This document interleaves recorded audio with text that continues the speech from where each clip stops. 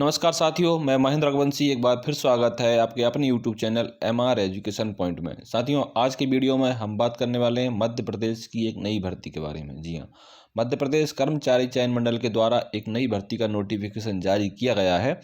तो आज की वीडियो में हम संपूर्ण पदों पर जानकारी के लिए बात करने वाले हैं। जैसा कि आप देख रहे होंगे, महिला बाल विकास मध्य प्रदेश में विभाग में एक भर्ती निकली हुई है। उसमें विभिन्न पदों पर भर्ती निकली हुई है। आप देख रहे होंगे बहुत सारे पद इसमें हैं। तो आज की वीडियो में संपूर्ण हम चर्चा करने वाले हैं इस टॉपिक पर कि इसके लिए योग्यता क्या रहेगी, इसका सिलेबस क्या रहेगा एवं पदों की संख्या क्या है और विभिन्न पदों के लिए योग्यता एवं वेतनमान क्या है और परीक्षा के लिए महत्वपूर्ण निर्देश क्या है और इसके जो फॉर्म वगैरह भराएंगे उसकी आवेदन की डेट कब से कब तक है। तो वीडियो को बिल्कुल भी स्किप ना करें, मैं एक एक पॉइंट टू पॉइंट जानकारी आपको देने वाला हूं। तो वीडियो में जुड़े रहें और चैनल को सब्सक्राइब नहीं किया तो चैनल को सब्सक्राइब कर लीजिए और बेल आइकन को प्रेस कर लीजिए। तो चलिए शुरू करते हैं।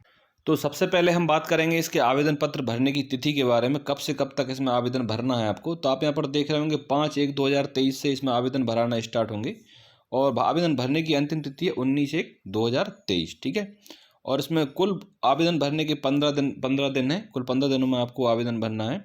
आवेदन पत्र में संशोधन की तिथि आप यहाँ पर देख रहे होंगे। आवेदन पत्र में संशोधन करने की तिथि ये है और ऑनलाइन परीक्षा का विवरण यहाँ पर दिया हुआ है। ऑनलाइन परीक्षण 5/3/2023 से प्रारंभ होंगी। ठीक है, अब वो कितनी शिफ्ट में होती हैं, कितने दिन में होती हैं, वो एडमिट कार्ड आने के बाद आपको पता चलेगा। ठीक है, जैसे परीक्षा में क्या है, हिंदी एवं अंग्रेजी माध्यम में वस्तुनिष्ठ प्रकार के प्रश्न होंगे, जिसमें प्रत्येक प्रश्न 4 संभावित उत्तर विकल्प दिए जाएंगे। ठीक है, पेपर का जो पैटर्न रहेगा वो हिंदी इंग्लिश दोनों लैंग्वेज आपके सामने रहेंगी। पेपर कोई समझ में नहीं आ रहा है जैसा कोई क्वेश्चन, तो आप उसको हिंदी इंग्लिश में कन्वर्ट करके देख सकते हैं। ठीक है, जैसा और आप सभी को जानकारी होगी कि जो ऑब्जेक्टिव टाइप के क्वेश्चन होते हैं वो किस टाइप से होते हैं, किस टाइप से उनमें आंसर लगता है।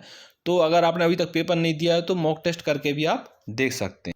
उसके बाद हम बात कर लेते हैं जो ऑनलाइन जो परीक्षाएं होंगी, जो आप फॉर्म भरेंगे तो किस टाइप से, किसको ध्यान में रखते हुए आप फॉर्म भरें। आप अपनी शैक्षणिक योग्यता जो है, जो जिस दिन आप फॉर्म भर रहे हैं उस दिन तक आपकी कंप्लीट हो जाना चाहिए, तभी आप फॉर्म भरें। ठीक है, तो अच्छे से अपनी योग्यताएं आप चेक कर लें, डॉक्यूमेंट चेक कर लें।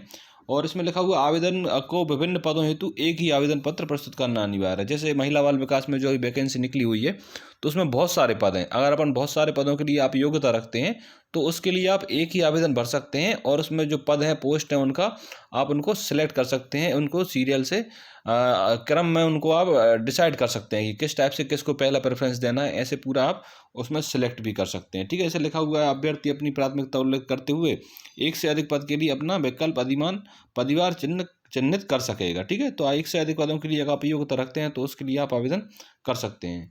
आवेदक के पास न्यूनतम शैक्षणिक अर्हता आवेदन पत्र भरने की तिथि को अनिवार्य रूप से होना चाहिए। ठीक है, अगर आप आज फॉर्म भर रहे हैं तो आज तक आपकी योग्यताएं पूरी कंप्लीट हो जानी चाहिए। नेक्स्ट इसमें हम बात करेंगे अब इसके सिलेबस के बारे में कि इसका सिलेबस कैसा रहेगा।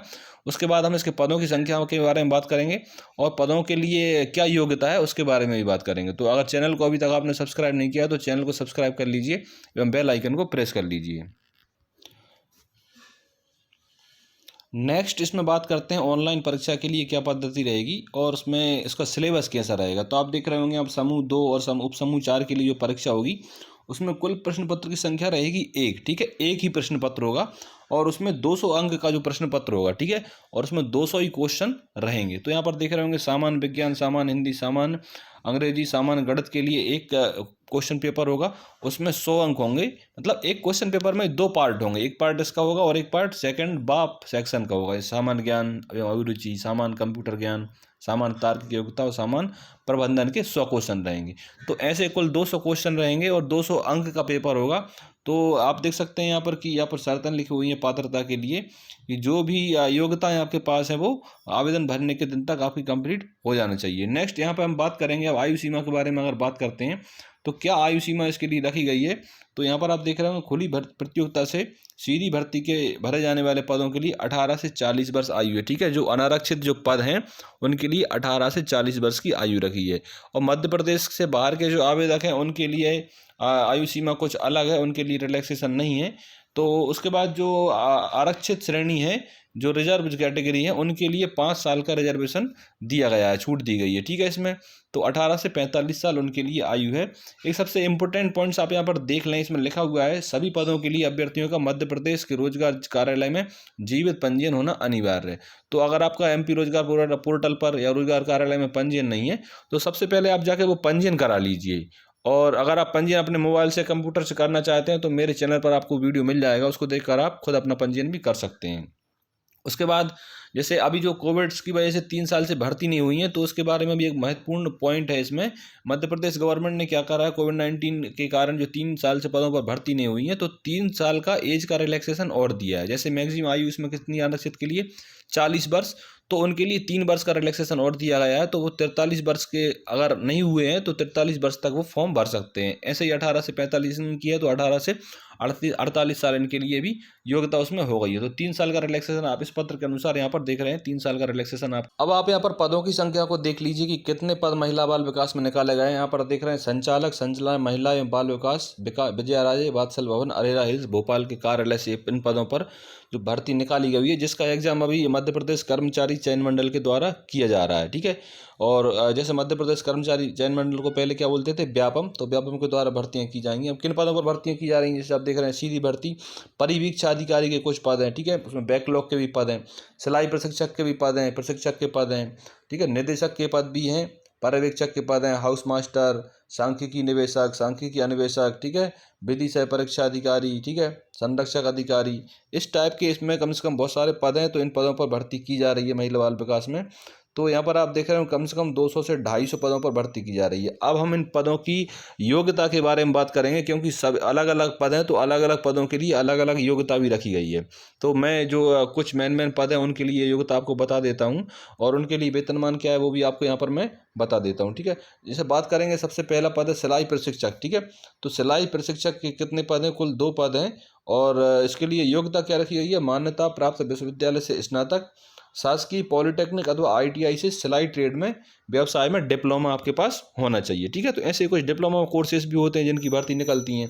तो यहाँ पर देख रहे होंगे वेतनमान यहाँ पर कितना है इसका, 25,300 से 80,500 इसका वेतनमान है 7th पे के अकॉर्डिंग। तो अगर आपका इसमें वेतन बनेगा तो वेतन आपका बनेगा 30,000 35,000 के बीच में इसका आपकी सैलरी पर मंथ के हिसाब से रहेगी, ठीक है। नेक्स्ट बात करेंगे पोस्ट कोड सीधी भर्ती प्रशिक्षक के कुल 10 पद है, ठीक है।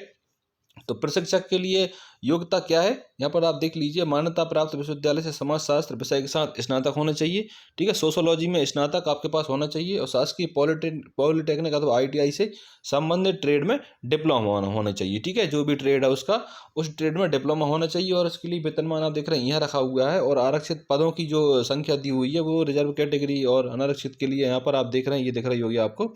नेक्स्ट बात करेंगे सीधी भर्ती बैकलॉग के 6 पद हैं प्रशिक्षक के, जो बैकलॉग वाले पद हैं उनके लिए भी यहाँ पर रिजर्वाइज कैटेगरी के अनुसार यहाँ पर पूरी पदों की संख्या दी गई है। और उनके लिए भी योग्यता वही है जो पुराने पदों के लिए उसमें थी, ठीक है, जो सीधी भर्ती के पदों के लिए है। नेक्स्ट इसमें बात करेंगे कि सीधी भर्ती सांख्यिकी अन्वेषक के जो पद हैं कुल 62 पद हैं, ठीक है। इनके लिए क्या योग्यता है, योग्यता मैं आपको यहाँ पर दिखा देता हूँ। अब पदों की आरक्षण बार श्रेणी यहाँ पर दी हुई है कि किसको कितने पद आरक्षित हैं और कुल कितने पद हैं, ठीक है। शैक्षणिक योग्यता की बात करें तो मान्यता प्राप्त विश्वविद्यालय से किसी एक विषय में स्नातक उपाधि तथा सांख्यिकी अनिवार्य विषय के रूप में आपके पास होना चाहिए, ठीक है। तो किसी विषय गणित से स्नातक हो, वाणिज्य से स्नातक हो, समाजशास्त्र से स्नातक हो, ठीक है, सामाजिक कार्य से स्नातक हो, लेकिन सांख्यिकी का एक सब्जेक्ट उसमें आपके पास होना चाहिए। और क्या है, कंप्यूटर का 1 वर्ष का डिप्लोमा आपके पास होना चाहिए, जैसे DCA है, PGDC है, ITI कोपा है। तो इनके लिए ये योग्यता इसमें रखी गई है। वेतनमान इसका क्या है, 18,700 से 91,300 है। तो 7वें वेतनमान के हिसाब से इसमें रखा गया है। तो इसमें सैलरी आपकी 35,000 के लगभग इसमें सैलरी आपकी रहेगी। नेक्स्ट इसमें हम बात कर लेते हैं कि जो सांख्यिकी अन्वेषक के जो बैकलॉग के जो पद हैं, ठीक है। अब बैकलॉग के पद आप सोचते हैं बैकलॉग क्या होता होगा, ठीक है। तो बैकलॉग वो पद होते हैं जो लास्ट ईयर के जो पद खाली रह जाते हैं, ST SC के जो पद रहते हैं जो भरा नहीं पाते हैं, उनको सामान्य की श्रेणी से नहीं भरा जाता है, तो फिर नेक्स्ट ईयर उनको बैकलॉग पदों के रूप में उन पर भर्ती की जाती है, ठीक है। तो कुल 26 पद हैं और उसमें भी योग्यता वही मांगी गई है जो पिछले पदों में योग्यता मांगी गई थी।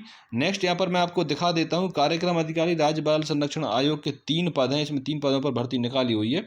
तो इनके लिए आप देख रहे होंगे ये क्वालिफिकेशन इसमें मांगी गई है। ठीक है, मनोविज्ञान, मनोचिकित्सा, कानून, सामुदायिक संस्थान प्रबंधन में स्नातकोत्तर उपाधि होना चाहिए और संबंधित क्षेत्र में आपके पास 2 साल का कार्य अनुभव भी होना चाहिए और उसके बाद CPCT आपके पास होना इसमें अनिवार्य है। ठीक है, ये अनिवार्य योग्यता इसमें रखी गई है। नेक्स्ट मैं यहाँ पर आपको अब दिखा देता हूँ कि क्या इन पदों के लिए और योग्यता रहेगी। जैसे आप यहाँ पर आप देख रहे होंगे सीधी भर्ती बैकलॉग के जो पद हैं, विधि सह परिवीक्षा अधिकारी के 21 पद हैं। ठीक है, क्या है, विधि सह परिवीक्षा अधिकारी। योग्यता की बात करें, शैक्षणिक योग्यता की बात, तो इसमें LLB और बाल संरक्षण आयोग में आपके लिए बाल अधिकार के क्षेत्र में विधिक मामलों में कार्य करने का 2 साल का आपके पास अनुभव होना चाहिए। ठीक है, ये संविदा का पद है तो इसमें फिक्स वेतन रहेगा आपका, 21,000 रुपये आपको इसमें मिलेंगे। ठीक है, नेक्स्ट बात करें सीधी भर्ती बैकलॉग संरक्षण अधिकारी संस्थानिक देखभाल के कुल 16 पद हैं सीधी भर्ती के। ठीक है, बैकलॉग के, तो ये संविदा भर्ती के पद हैं। इसमें 21,000 रुपये वेतन रखा गया है फिक्स, क्योंकि संविदा में फिक्स एक वेतन होता है। ठीक है, तो यहाँ पर ये प्रशासन, यहाँ पर ये देख रहे होंगे आप, ये योग्यता इसमें मांगी गई है। नेक्स्ट अगर मैं नेक्स्ट आपको यहाँ पर दिखा देता हूँ कि नेक्स्ट कौन से पद हैं।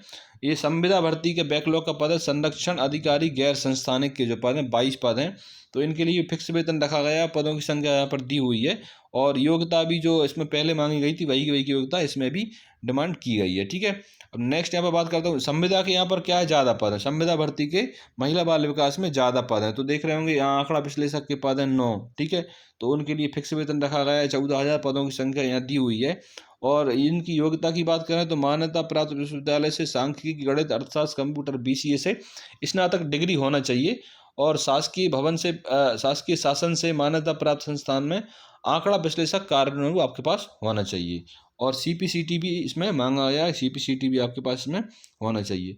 नेक्स्ट बात करेंगे लेखाकार के जो पद हैं, लेखाकार के 7 पद हैं और पदों की संख्या की जानकारी यहाँ पर दी हुई है। ये भी संविदा का पद है, कुल 14,000 इसमें आपका वेतन रहेगा पर मंथ और इसमें क्या है, मान्यता प्राप्त विश्वविद्यालय से वाणिज्य गणित से स्नातक की डिग्री आपके पास होना चाहिए, ग्रेजुएट आप होना चाहिए। ठीक है, और 1 वर्ष का कार्य अनुभव आपके पास होना चाहिए मान्यता प्राप्त संस्थान से और CPCT एवं टेली सॉफ्टवेयर में कार्य का अनुभव आपके पास होना चाहिए। ठीक है, CPCT का डिप्लोमा होना चाहिए और टेली सॉफ्टवेयर में कार्य के लिए निपुणता आपके पास होनी चाहिए। ठीक है, संविदा के देखिए महिला बाल विकास में संविदा भर्ती के पद ज़्यादा हैं। अब इसमें लेखाकार का पद है कि 14 पद हैं, तो जो उसमें योग्यता अभी पिछले मैंने बताया उसमें मांगी गई थी वही की योग्यता इसमें मांगी गई है और उसका वेतन रखा गया है 14,000। ठीक है, नेक्स्ट हम बात करेंगे सामाजिक कार्यकर्ता के 2 पद हैं। तो सामाजिक कार्यकर्ता में क्या है, सामाजिक कार्य समाजशास्त्र में सामाजिक विज्ञान में स्नातक की उपाधि होना चाहिए और उसमें आपके पास अनुभव होना चाहिए और CPCT का सर्टिफिकेट आपके पास होना अनिवार्य है। ठीक है, तो इस टाइप से इनमें कुल पद दिखाई दे। सामाजिक कार्यकर्ता के 39 पद और हैं बैकलॉग के। ठीक है, तो बैकलॉग के लिए भी योग्यता वही मांगी गई है, सामाजिक कार्य, समाजशास्त्र, समाज विज्ञान में स्नातक और 1 साल का कार्य अनुभव होना चाहिए और CPCT का सर्टिफिकेट आपके पास होना अनिवार्य है। ठीक है, तो इसमें फिक्स वेतन रखा गया है। संविदा भर्ती में क्या होता है, फिक्स वेतन है। ठीक है, तो वीडियो अच्छा लग रहा है तो वीडियो को लाइक एवं शेयर जरूर करिए और चैनल को अभी तक सब्सक्राइब नहीं किया है तो चैनल को सब्सक्राइब जरूर कर लीजिए। देखिए यहाँ पर और ऐसे ही पद निकाले गए हैं, परामर्शदाता के पद हैं, 18 पद हैं परामर्शदाता के। ठीक है, तो उनके लिए क्या है, समाज कार्य, समाजशास्त्र, मनोविज्ञान, लोक स्वास्थ्य, काउंसलिंग में स्नातक आपके पास होना चाहिए और आप देख रहे होंगे यहाँ पर महिला बाल विकास विभाग में मान्यता प्राप्त 1 वर्ष का कार्य अनुभव आपके पास होना चाहिए और CPCT भी होना अनिवार्य है इसमें। ठीक है, तो ऐसे ही पदों पर भर्ती निकाली हुई है कि कुल कितने पद हैं। तो अब हम यहाँ पर बात करेंगे कि परीक्षा से संबंधित दिशा निर्देश क्या रहेंगे।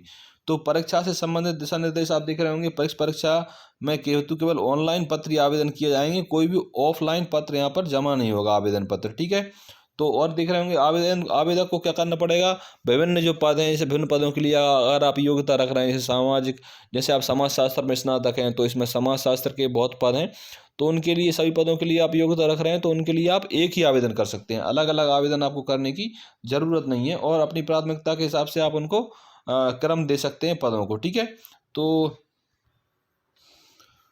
ठीक है दोस्तों, मुझे आशा है कि वीडियो आपको अच्छा लगा होगा। वीडियो अच्छा लगा तो वीडियो को लाइक एवं शेयर जरूर करिए और चैनल पर अगर आपने अभी तक सब्सक्राइब नहीं किया है तो चैनल को सब्सक्राइब करके बेल आइकन को प्रेस कर लीजिए, जिससे मेरे आने वाली वीडियोस आपको मिल सकें। तो मिलते हैं दोस्तों कल एक नई जानकारी, एक नए अपडेट के साथ। जय हिंद, जय भारत।